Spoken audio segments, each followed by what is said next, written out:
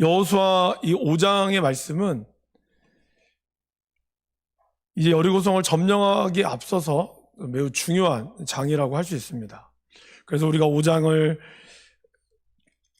지지난주에 한번 다뤘습니다. 이스라엘이 길갈에서 할례를 받고 그리고 이제 가나안 땅에 들어가기 전에 유월절을 지켰습니다.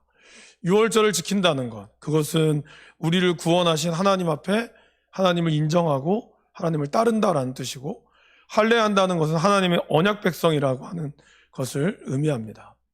그리고 하나님께서는 이러한 유월절을 통하여 이제 이스라엘 백성들이 들어가기 전에 한 가지의 사건을 허락하시는 거죠. 그것은 바로 11절 말씀입니다. 11절, 12절 말씀을 같이 한번 읽어보겠습니다. 6월절 이튿날에 그 땅의 소산물을 먹되 그날의 무교병과 볶은 곡식을 먹었더라. 또 그 땅의 소산물을 먹은 다음 날에 만나가 그쳤으니 이스라엘 사람들이 다시는 만나를 얻지 못하였고 그 해에 가나안 땅의 소출을 먹었더라. 만나가 그쳤습니다, 여러분. 드디어 만나가 그쳤다는 것은 무엇을 의미할까요? 만나를 내리지 않았다는 것은 이제 이스라엘 백성들이 다시는 광야의 생활을 하지 않는다라는 것을 뜻합니다. 여기서 우리는 하나님의 뜻과 섭리를 엿볼 수가 있는 거죠. 여러분, 이 요단강을 건넜을 때의 시기가 물이 굉장히 넘쳤습니다. 근데 그때 성경은 뭐라고 표현하고 있죠? 이때가 거두는 시기라고 그랬어요. 그러니까 추수하는 시기라고 얘기하고 있습니다. 물이 어마어마하게 넘쳤기 때문에 사실은 사람의 힘으로는 도저히 건너갈 수 없는 그러한 모습이지만, 그러나 동시에 우리가 순종했을 때 하나님께서는 그 모든 것을 예비해서 이제 이 땅의 소산을 먹을 수 있도록 하나님의 섭리와 배려하심이 있다는 겁니다.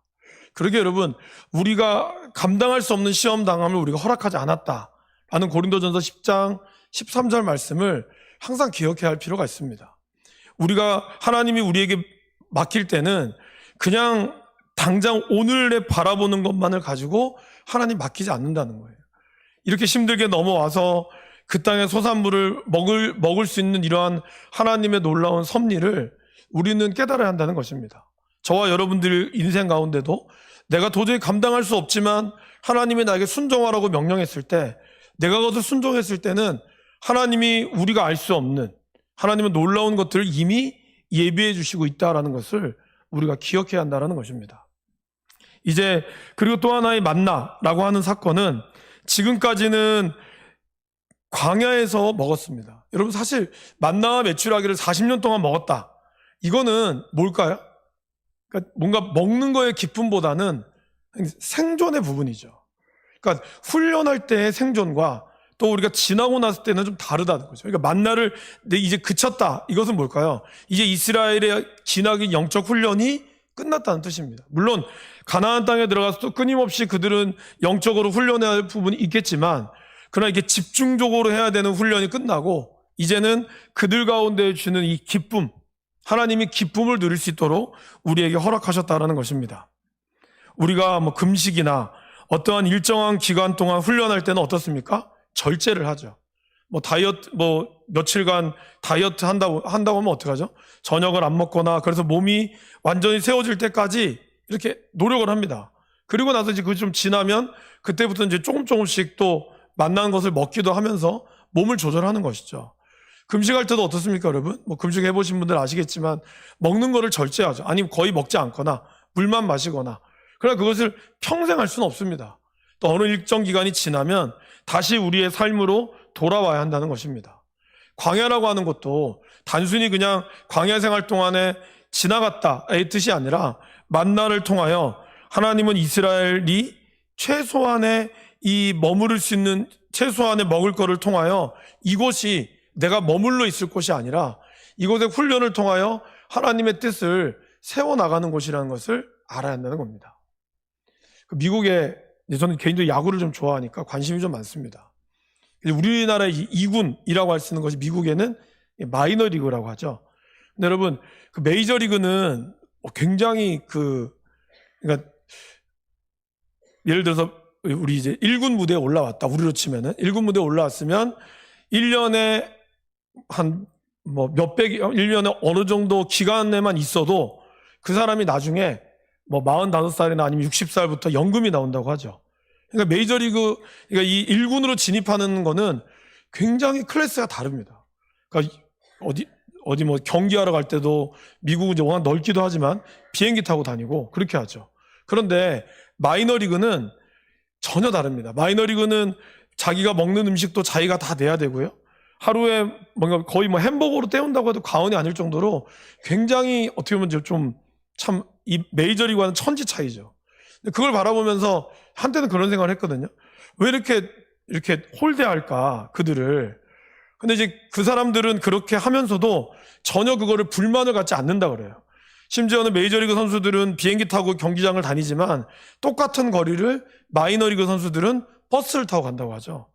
야구 선수들이 이 무릎이나 이런 게 굉장히 중요한데 그럼에도 불구하고 몇십 시간씩 걸리는 거리를 버스를 타고 다니는 것이 마이너리그의 모습입니다.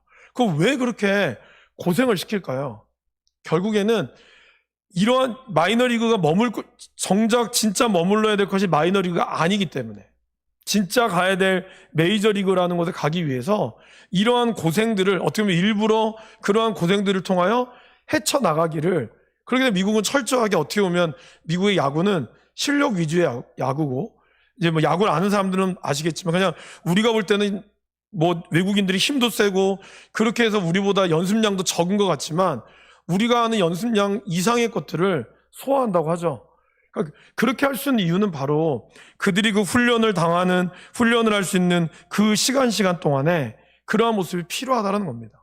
저와 여러분들도 하나님이 우리에게 광야의 길을 허락하셨다. 그 길들 가운데 우리가 절제하고 나아가야 되는 것은 광야가 우리가 영원히 머물 곳이 아니라는 것. 그렇기 때문에 때로는 우리에게 절제함과 그리고 하나님은 꼭 우리에게 필요한 것 이상의 것들 주지 않을 때는 우리가 이 시간들 속에서 들어가야 될 적과 꿀이 흐르는 땅을 대한 이 소망함을 더욱더 간절히 하기 위한 하나님의 이 마음이라는 것을 우리가 잘 알 필요가 있다라는 것입니다. 자, 이제 만나가 그쳐지고 드디어 여리고성을 들어갈 입성 가운데 나와 있습니다.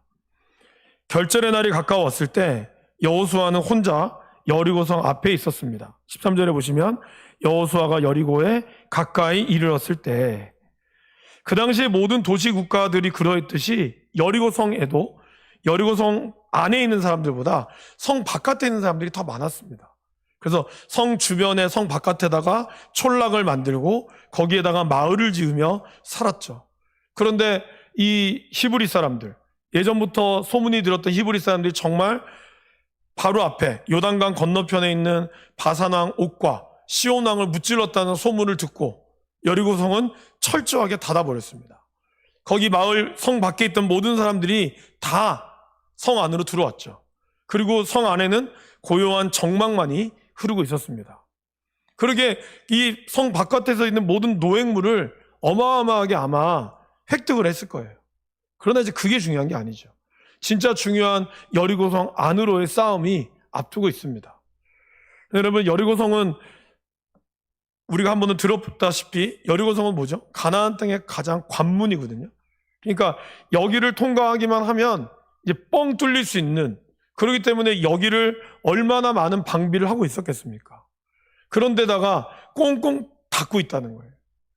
이 사람이 우리나라 이제 축구도 보면 중동 축구를 침대 축구라고 하거든요. 그러니까 이제 한 골 넣으면 수비로만 들어와서 이제 누워 있는 거죠. 조금만 넘어지면 막 뒹굴뒹굴 뒹굴고 이렇게 하죠. 이번에도 그 우리랑 했던 팀하고 보니까 다리 안 걸었는데도 막 넘고 안 일어나더라고요. 근데 사람이 마음 먹고 수비를 하고자 마음 먹으면 뚫기가 쉽지가 않습니다. 아무리 뭐 세계 1위의 축구팀과 꼴찌팀이 붙어도 꼴찌팀이 마음만 먹고 골을 생각 안 하고 무조건 안 먹겠다 하면은 11명이 다 골대 근처에 붙어가지고 수비하면은 천하에 누가 와도 쉽지가 않은 것이 수비입니다. 지금 여리고성이 가나안 이스라엘 백성들과 싸우려고 붙는 게 아니라 성을 아예 닫아버렸어요. 어떠한 것이 온다 할지라도 문을 열어주지 않을 기세로 있다라는 거예요. 그러면 사실 누가 불리할까요? 이스라엘이 불리한 거예요. 왜냐하면 이스라엘은 어떻습니까? 이스라엘은 갈 데가 없습니다. 이스라엘이 여기를 가나안 땅, 이 여리고성을 지면 어떻게 되죠? 그들이 머물 돌아갈 고향이 있어요? 없어요. 광야로 또 어떻게 나가요? 광야는 이미 만나가 끊겼는데 이제 어떻게 보면 이들은 생존의 이 하나님이 주는 복을 받았으나 당장 눈앞에 있는 생존의 문제 앞에 서 있다는 것입니다. 여러분도 그렇지 않습니까? 하나님이 나의 기도를 들어준다는 거 우리가 기도하면서 알아요. 근데 막상 현실로 나가보면 어떻죠? 두렵고 떨리죠. 담대한 마음이 우리에게 있지만 그럼에도 불구하고 동시에 우리에는 이러한 또 하나님이 나를 이끌어 줄 거라고 하는 나의 마음과 또 여전히 불안한 마음, 내 두 마음이 공존하고 있다는 것이죠. 그러니까 여러분, 이 거대한 여리고성 앞에 서 있는 이 여호수아를 한번 상상해 보세요. 여러분들이 여호수아라고 생각했을 때, 아, 이제 내일이면 들어가겠구나. 이게 아니거든요. 내일이면 이제 싸워야 되는 거예요. 그냥 내일이면 이리 오너라 하면 문 열어주는 게 아니에요. 이제부터 진짜 본격적으로 싸워야 되는데 어떠한 대가도 어떠한 것도 없이 꽁꽁 걸어 잠그고 있는 이들 앞에 1장부터 5장까지 하나님께서 여호수아에게 어떻게 싸워라 라고 얘기하셨습니까? 한마디도 안 했어요. 지금까지 한 일은 뭐예요? 요단강 건너라, 할례해라, 유월절 지켜라, 이게 다였어요. 큰 테마는 다 그거였잖아요. 그죠? 거기에 이제 여리고성으로 들어가려면 어떻게 해라 하는 말이 6장에 나오지만 문 앞에 들어가기 전까지 하나님은 전쟁의 어떠한 방법이라든지 이러한 것들을 하나도 이야기하지 않았습니다. 이럴 때 여호수아, 지도자였던 여호수아는 과연 어떤 마음이 들까요? 그죠? 야, 어떻게 내가 이거를 뚫어야 될까? 하나님은 분명히 이기겠다고 하셨는데 방법은 하나님 말씀하시진 않고 도대체 내가 이거를 어떻게 돌아야 될까? 아마 잠 못 드는 밤을 이 여호수아는 여리고성을 보면서 그렇게 생각했을 것입니다. 이때 누가 나타나죠? 한 사람이 칼을 빼어 손에 들고 마주서 있었어요. 여기서 돌아가는데 갑자기 한 사람이 나타나서 칼을 빼들고 서 있었어요. 여호수아가 물을 수 있는 어떻게 보면 가장 물을 수 있는 질문이죠. 뭐예요? 당신 누구 편입니까? 이거죠. 오늘 질문이 그거잖아요. 너는 우리를 위하느냐? 우리의 적들을 위하느냐? 그러면 하나님의 말씀이 어떻게 돼야 돼요? 나 니네 편이야. 두려워하지 마. 이게 아니었어요. 대답은 뭐였습니까? 우리 14절 말씀 한번 읽어보겠습니다. 그가 이르되 아니라 나는 여호와의 군대대장으로 지금 왔느니라 하는지라. 여기까지 읽겠습니다. 보세요. 너 우리 편입니까? 아닙니까? 라고 했을 때 첫 대답은 뭐였어요? 아니? 그 말은 뭐예요? 나는 네 편이 아니야. 그러면 여리고 편일까요? 여리고 편도 아니라는 거예요. 그럼 뭐예요? 나는 여호와의 군대 장관이라는 거예요. 이게 무엇을 의미할까요, 여러분? 사실 우리가 이것은 우리와 비슷한 거죠. 우리가 기도하고 뭔가 걱정이 있을 때 무엇인가 다가왔을 때 우리의 관심사는 뭐죠? 저 사람이 나를 도우러 왔을까? 아니면 저 사람이 나를 반대하러 왔을까? 그러니까 우리의 기도도 그렇다는 거예요. 하나님, 내 기도 들어주실랍니까? 안 들어주실랍니까? 딱 이 두 개거든요. 그런데 오늘 하나님의 대답은 뭐예요? 아니, 나는 하나님이야. 딱 그 말이라는 거예요. 무슨 의미일까요? 하나님이 네 편이 되느냐 내 편이 되느냐가 중요한 게 아니라 내가 하나님 편에 서느냐가 더 중요하다는 거예요. 예전에 그 남북전쟁이 일어났을 때 링컨이 이끄는 북군과 그 다음에 뭐 남군이 이끄는 리 장군이 이끄는 남군이 싸움 가운데서 계속 남군이 좀 앞장섰습니다. 그러다가 어느 한 이 게슈탑 전쟁이나 이런 걸 통하여 북군이 이기기 시작했죠. 근데 그때 이 남군에 있는 사람들이 그렇게 그렇게 물어봤다 그러죠. 야, 하나님은 어떻게 링컨의 편이냐? 근데 그때 어떤 사람이 아주 통찰력 있는 질문을 했어요. 하나님이 링컨의 편이 아니라 링컨이 하나님의 편에 서 있기 때문에 이기는 거라고 생각한다고. 여러분, 이게 정확한 거죠. 하나님이 우리 편이냐? 하나님이 내 편이냐? 네 편이냐? 사실 여러분들의 기도 가운데는 우리가 여기다 다 똑같이, 제가 이제 이걸 언제 많이 느꼈냐면 군에 있을 때 제일 많이 느꼈어요. 군에 되면 한 11월 정도, 10월, 11월이 되면은 뭐가 있냐면 그 진급 심사가 있습니다. 근데 우리 교회는 대위에서 소령으로 올라가야 될 사모님, 남편의 사모님들이 엄청 많아요. 그러니까 이분이 진급하게 되면 이분은 진급 못해요. 그러면 어떤 것이 더 누구의 기도가 더 세냐? 이렇게 나올 거 아니겠어요? 근데 그게 아니거든요. 그럼 이 사람의 기도는 들어줬으니까 이 사람은 하나님 편이 아닐까요? 그게 아니라는 거죠. 근데 우리도 모르게 그렇게 생각한다는 거예요. 내 기도를 들어주면 하나님 내 편이고 저 사람의 기도를 들어주면 내 편이 아니다. 우린 그렇게 생각하는데 하나님의 대답은 그게 아니라는 거예요. 당신이, 내가 누구의 편에 있느냐? 내가 하나님의 편에 서 있느냐? 하나님의 말씀 가운데 서 있느냐? 하나님은 그걸 우리에게 질문하고 있다라는 것입니다. 하나님은 이스라엘의 편도 아니고 여리고 편도 아니라 하나님 앞에 서 있는 사람, 그런 것을 이야기하고 있다라는 것이죠. 그러기에 저와 여러분들이 무엇이 중요할까요? 내가 지금 말씀 가운데서 하나님의 뜻 가운데 서 있느냐, 그렇지 않느냐를 봐야 되는 것이지, 내 기도를 하나님이 들어준다 안 들어준다 이런 문제를 접근할 게 아니다라는 거예요. 특별히 인생의 중요한 문제들 앞에 섰을 때 나는 과연 하나님의 뜻 가운데서 서서 그 길로 걸어가고 있는가, 아니면 나는 하나님을 이용하려고만 하고 있는 것은 아닌가, 그것을 우리가 분명히 질문할 수 있어야 한다라는 것입니다.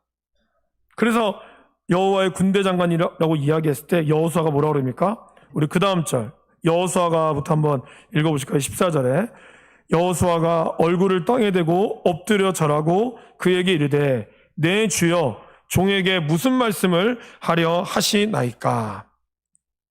여기서 굉장히 중요한 거 하죠. 여호수아는 알았어요. 이 하나님의 편에 선다는 것이 어떤 것인가를 알았다는 거죠. 그래서 주님, 내가 주의 말씀에 순종하겠습니다. 하나님 나에게 말씀하는 것이 무엇입니까? 그렇게 질문합니다. 그때 군대 장관이 뭐라 그러죠? 내 신을 벗어라. 내가 있는 곳은 거룩하니라.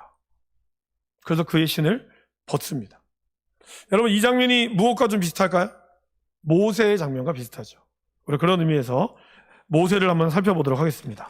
출애굽기 3장. 비슷하지만 다릅니다. 무엇이 다른지를 우리가 함께 좀 보면서 나아가겠습니다. 먼저 출애굽기 3장 4절 5절. 출애굽기 3장 4절 5절 말씀을 함께 읽겠습니다.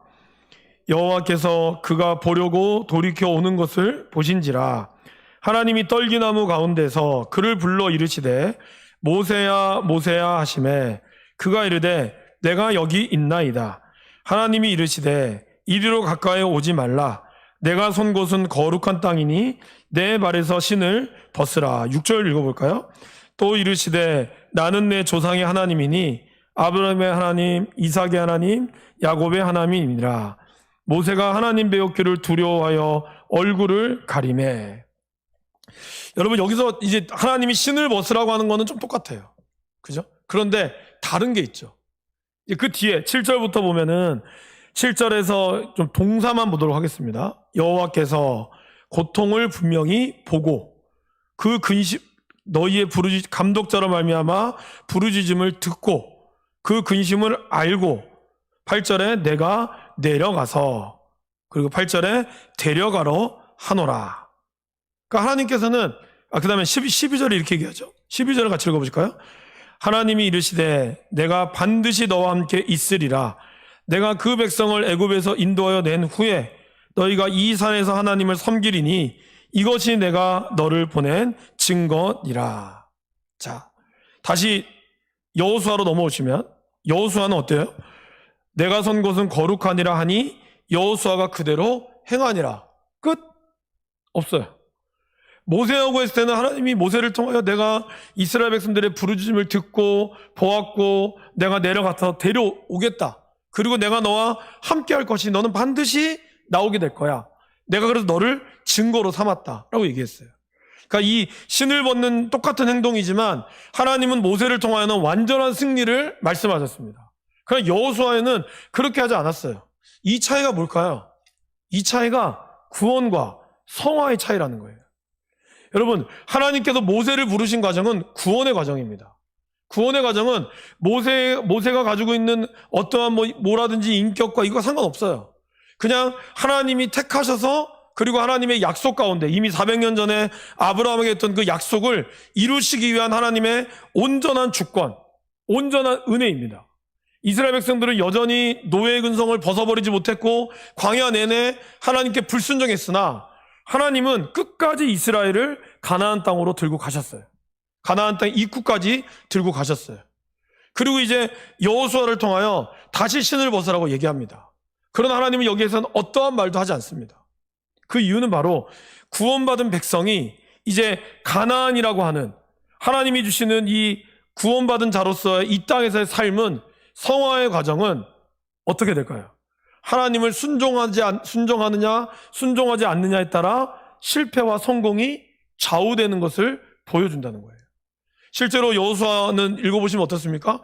여리고성을 점령한 성공이 있었지만 그 다음엔 아이성의 실패가 있었고요. 또 그 다음에 점령했으나 기브온 족속들에게 속임을 당해서 또 그들은 기브온 족속과 어쩔 수 없이 화친을 맺어버리는 그러한 실수를 범하고 맙니다. 그런데 그러한 실수에는 다 뭐가 있었죠? 하나님께 묻지 않았고 하나님께 순종하지 않았다는 거예요. 여리고성의 물건을 훔쳐가지고 아이성을 실패했고요. 그리고 하나님께 묻지 않고 기브온 백성들이 멀리서 온 것처럼 착각해서 그들과 화친을 맺었어요. 그 어느 후에도 하나님과의 관계보다는 그들의 인간적인 계획들이 더 많았다는 거죠. 이것은 뭘까요? 우리가 하나님의 구원받은 백성일지라도 우리 또한 연약하고 넘어질 수 있다는 걸 보여주는 거예요. 그것이 저와 여러분들이 이 가나안 땅이라고 하는 우리가 사는 이 땅에서의 성화의 과정의 모습이라는 겁니다. 그러기에 모세를 통해서 하나님의 구원은 완벽합니다. 그리고 이제 이 구원을 이룬 자로서 하나님을 닮아가는 성화의 과정은 늘 엎어짐과 그 다음에 그 가운데 또 다시 한번 좌절해서 일어나는 이러한 과정들을 겪게 된다는 것을 보여준다는 것이죠. 그래서 우리는 끊임없이 신을 벗는 과정이 필요하다는 거예요. 제가 주일날 말씀드렸던 것처럼 베델로 올라가는 과정, 그냥 올라가는 것이 아니라 나의 새로운 의복을 입고 옛것을 벗어버리는 매일매일 그렇게 되는 야곱과 이스라엘이 매일매일 공존하는 가운데 점점점 이스라엘처럼 되어가는 것처럼 오늘 이스라엘 백성들 또한 그렇다는 겁니다. 신을 벗는다는 것, 한 번의 벗음으로 끝나는 것이 아니라 늘 우리는 하나님 앞에, 여러분 사실 신을 벗는다는 것은 무슨 뜻일까요? 나의 주권을 하나님께 맡긴다는 거죠. 신을 벗는다는 것은 바로 그러한 의미가 있죠. 그래서 그 신을 벗음으로 인하여 하나님, 내가 하나님 앞에 나아가겠습니다. 그래서 여러분 그 룻기에 보면은 원래 룻과 보아스는 부부가 될 수 있는 관계지만 보아스보다 더 부부가 될 수 있는 사람이 한 명 있었죠. 이름이 나오지 않아요. 보아스가 그 사람을 찾아가서 당신이 룻을 책임질 수 있겠습니까? 라고 물었을 때 처음에는 그 사람이 좋다 그랬습니다. 그럴 때 이제 보아스가 그런 얘기하죠. 그러면 당신이 이 사람을 책임질 뿐만 아니라 이 여인이 가지고 있는 모든 빚도 떠안아야 됩니다. 그때 이 사람이 어떻게 하죠? 근데 안 하려고. 나는 내 재산이 손해보는 게 싫습니다. 그럴 때 어떻게 하죠? 신을 벗기죠. 그리고 침을 뱉죠. 그래서 여기를 뭐라 그래요? 신벗기운 자의 집이다. 그 말은 무슨 말이냐면 자신이 행해야 될 주권을 포기했다는 뜻이에요. 그러니까 신을 벗는다는 것은 나의 주권을 포기한다는 뜻이거든요. 하나님께서 여호수아에게 신을 벗으라 한 거는 이 전쟁이 하나님의 것이다. 그거를 네가 인정하라는 것이 중요하다는 거예요. 오늘 저와 여러분들이 살아가는 이 인생, 그냥 단순한 인생처럼 살아가는 것 같지만 여기에는 주도권의 싸움이죠. 내 인생의 주도권이 누구냐? 내가 이 주도권을 하나님께만 온전히 맡기면서 나아가고 있는가? 그렇지 않는가에 달려 있다는 거예요. 하나님의 말씀을 앞세우지 않으면 우리는 성장할 수 없을 뿐만 아니라 결국에는 실패할 수밖에 없다라는 것이죠. 늘 이러한 신을 벗는 그러한 과정들이 저와 여러분들 앞에 있어야 한다라는 것입니다. 말씀으로 거룩해지는 것, 그리고 진정한 승리를 경험하기 위해서는 하나님이 대장 되신 하나님만을 온전히 따라가고자 하는 결단이 필요하다는 거예요. 그러한 결단이 있을 때만이 이 여리고성, 견고한 성을 무너뜨릴 수 있다고 하나님은 우리에게 말씀하고 있습니다. 또 하나님이 여기서 신을 벗으라고 하면서 뭘 얘기하죠? 이 땅이 무슨 땅이라고요? 거룩한 땅이라고 이야기합니다. 여러분 사실 여리고 땅은 거룩한 땅이 아니죠. 하나님이 늘 가나안을 정복할 때 지금 우리가 신명기 말씀을 묵상하고 있는데 무슨 단어가 많이 나온다고 제가 말씀드렸습니까? 진멸. 그러니까 하나님은 가나안 땅을 진멸하라고 했어요. 진멸하는 건 완전히 없애라는 뜻이거든요. 근데 이거는 단순히 사람들을 완전히 말살하고자 하는 그런 인간 말살 정책이 아니라 진멸이라는 건 영적인 의미 가운데 정결하게 한다는 걸 뜻해요. 그러니까 어쨌든 이 땅이 정결하지 않았다는 거죠. 그런데 하나님이 왜 갑자기 오늘 여호수아에게는 이 땅은 거룩한 땅이라고 이야기를 할까요? 지금까지는 죄악으로 가득한 땅이었으나 하지만 이제부터 여호수아 그리고 이스라엘을 통해 이 땅을 하나님께서 정복하게 하시고 그러면 이 땅은 거룩한 땅이 될 것이다 라는 뜻이라는 거예요. 그래서 여러분, 거룩한 장소나 거룩한 지형은 없습니다. 얼마나 그곳에 하나님이 계시냐, 이것이 중요한 거죠. 우리가 이게 교회라고 하지만 교회 안에서 치고받고 싸우면 그게 거룩한 교회입니까? 아닙니다, 여러분. 십자가 걸려있다고 거룩한 게 아니에요. 십자가 걸려있으면 뭐합니까? 우리끼리 싸우고 우리끼리 험담하고 있는데, 그러면 그 땅은 이 나이트보다 더 못한 거예요. 나이트장은 적어도 술 마시고 싸우고 그래도 기분 좋게 나가잖아요. 근데 교회가 그러면 거룩한 땅이 아니죠. 마찬가지 반대로 아무리 그곳이 술을 마시는 곳이라 할지라도 그곳에 하나님의 역사가 일어나면 그 땅은 거룩한 곳이 되는 겁니다. 이 피아노가 여기 있으니까 하나님을 찬양하는 곳에 쓰이는 거지, 이것이 노래방이나 아니면 다른 장소에 가보세요. 피아노 자체가 거룩하지 않아요. 저 오르간 자체가 거룩합니까? 저 오르간을 치기만 하면 갑자기 다 뒤집어집니까?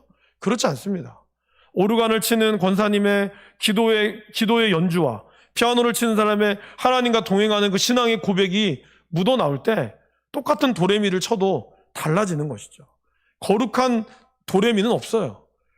누가 하나님을 신뢰하며 나가느냐, 그것이 중요하다는 것이죠. 우리는 때로는 거룩한 것과 거룩하지 않은 것을 구분하는 경향이 있습니다. 물론 구별이 필요하긴 합니다. 그러나 그렇다고 해서 어느 특정한 것이 거룩하고 어느 것이 속되다라는 것은 없다라는 것이죠. 중요한 것은 하나님이 그 가운데 있는 게 중요하다는 겁니다. 예전에 하영조 목사님이 젊은이들이 도대체 어디로 많이 갈까? 왜 교회를 가지 않을까? 그렇게 해서 일본에서 아마 러브 소나타를 하실 때인가요? 그 책에서 보니까 목사님이 그 일본에 있는 젊은이들을 모으려고 나이트클럽에서 이 교회를 시작하셨더라고요. 여러분, 우리가 보기에는 속되고 굉장히 거룩해 보이지 않는 것 같지만 사실 거기에 많은 청년들이 변화가 일어났다고 하죠. 일단 장소적으로 늘 익숙한 곳이었는데 거기에 말씀이 들어가니까 아이들이 술 대신에 성령에 취하는 거예요.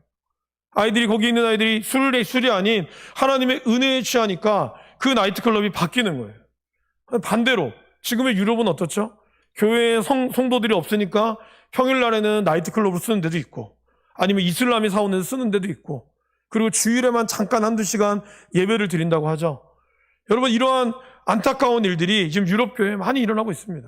근데 놀라운 사실은요, 미국이 그런 것들을 지금 경험하고 있어서 우리 지난번에 손삼모 목사님이 언더우드를 파송했던 교회가 이제는 한국 교회에 예산을 좀 재정을 요청할 정도로 교회가 힘들어졌고 그것이 앞으로 대한민국 교회도 될지 모르는 그러한 비참한 현실을 우리는 이미 앞선 교회를 통하여 우리에게 보여줄 수 있다는 거예요.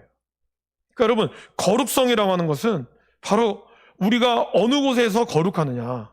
교회에서는 멋들어지게 성안하지만 집에 가서는 전혀 그렇게 하지 못한다면 그곳이 거룩한 곳이 아닌 거죠. 교회만 거룩하고 집은 거룩하지 않는 게 아니라 교회가 거룩할 수 있다면 집도 거룩하기 위한 그곳이 내가 감으로 인하여 하나님 앞에 거룩한 곳으로 서야 한다라는 것입니다. 세상은 우리를 무엇을 가지고 있느냐, 어떤 집안이냐로 판단을 합니다. 그럼 여러분 어떻죠? 하나님을 우리가 만나면 우리의 존재는 거룩한 존재로 변하게 된다는 거예요. 여러분들이 지금까지는 예수 믿기 전에는 그냥 제가 그때 한번 그런 말씀 드렸죠. 우리 군에 있던 권사님께서 교회를 다니면서 가장 중요한 자기가 교회를 다니는 것 제일 좋은 것 중에 하나, 그것은 자기의 이름이 불린다는 거. 그게 자기는 너무 좋다는 거예요. 교회 다니기 전에는 누구 엄마 늘 이렇게 불렸는데 동네에서. 근데 교회를 다니니까 누구누구 권사님, 누구누구 집사님, 자기 이름이 불린다는 거예요. 여러분, 여자분들에게 죄송하지만 여러분들이 엄마로서 선다면 여러분들의 이름이 이렇게 불리는 데가 있습니까? 교회 말고? 누구 엄마 이렇게 부르지 누구누구 씨 이렇게 부르는 사람 있어요? 남자도 마찬가지입니다. 누구 아빠 이렇게 많이 불리지, 물론 뭐 사회생활 하다 보면 누구누구 씨라고 누구누구 사장님이 얘기하겠지만 대부분 자기 이름이 불리지 않거든요. 이름이 불리지 않는다는 거는 존재가 사라질 수도 있다는 거예요. 그런데 자기의 존재가, 하나님은 우리 한 사람 한 사람을 누구의 엄마로서 여러분을 구원시킨 게 아닙니다. 누구의 아내로서, 누구의 남편으로서 여러분을 구원시킨 게 아니에요. 여러분 한 사람, 김재욱이면 김재욱이라는 그 한 사람으로 구원시켰다는 거예요. 그 말은 뭐죠? 하나님이 한 사람 한 사람마다 다 주목했다는 거예요. 주목하고 있고, 주목한다는 것은 뭐죠? 여러분들 그 존재 한 분 한 분이 그만큼 소중하고 중요하다는 거예요. 그래서 여러분이 계신 곳이, 하나님이 계신 그곳이 거룩한 곳이라는 것을 하나님은 우리에게 보여주는 것입니다. 그래서 하나님은 오늘 이 가나안 땅, 여리고성 바로 앞에 있는 그 땅 가운데서 우리에게 말씀하시는 거예요. 내가 선 곳은 거룩하니라. 저와 여러분들이 서 있는 곳, 내가 예수님을 믿고 서 있는 직장, 내가 예수님을 믿고 다니는 학교, 내가 예수님을 믿고 다니는 가정과 나의 삶의 터전과 사업터, 이 모든 것이 내가 말씀 앞에 순종하며 나아갈 때 그 땅은 뭐가 되는 거예요? 거룩한 땅이 되는 거예요. 그 이전까지 어떠할지라도 이전 것은 지나갔고, 이제 내가 선 그곳에, 말씀으로 서기를 결단한 그곳은 이제 나로 인하여 하나님은 거룩하게 만드시고, 나로 인하여 그 땅을 하나님이 존귀하게 만드신다라는 것이 바로 오늘 이 여리고성에 들어가기 앞서서 하나님이 우리에게 말씀하시는 것입니다. 그러기에 거룩한 백성이 되신 여러분들, 하나님의 거룩한 백성답게 그 거룩한 말씀에 순종하기 위하여 우리가 온전히 나의 신발을 내어놓고 나의 주도권을 내어놓고 주님 앞에 나아갈 수 있기를 바랍니다. 말씀보다 앞서지 않기를 바랍니다. 우리가 또 캄보디아 준비를 이제 오늘까지 계속 마무리하고 있습니다. 캄보디아 갈 때에도 우리가 잊지 말아야 될 건 뭘까요? 우리가 많이 준비하고 그런 것들이 혹시 우리의 계획들이 이렇게 틀어질 수가 있죠. 우리가 원했지만, 그렇지만 그 가운데도 하나님이 이끌어 가실 것들을 우리가 온전히 민감하게 순종할 수 있는 그것이 중요합니다. 그런 가운데 하나님의 역사하심, 하나님이 뜻이 어디 있는가, 하나님이 이걸 통하여 나에게 무엇을 말씀하시고자 하는가, 이것을 우리가 늘 살펴보고 민감하게 바라보는 것이 중요하다는 것이죠. 사도 바울은 하나님께서 로마로 가야 되는 그 여정 가운데 멜리데 섬이라는 곳에 들어갔습니다. 사실 그의 계획에는 없었죠. 멜리데가 있었던 것도 몰랐을 것이고, 그런 가운데 그는 멜리데 섬에서 거기 있는 사람들을 하나님의 복음을 전할 수 있는 그런 기회로 삼았다라는 것입니다. 어떠한 경우에든지 간에 하나님은 하나님의 복음을 증거할 수 있는 자리로 여러분들을 이끌어 가신다는 것을 기억하십시오. 캄보디아가 아닐지라도, 지금 여러분들이 계신 그 어느 곳이라 할지라도 그곳에 여러분들을 통하여 하나님의 이 거룩성이 여러분들을 통하여 흘러나가고 있기를 원하고, 그러기에 우리가 있는 그 어느 곳이나 하늘나라라는 사실을 기억하실 수 있기를 간절히 축원합니다.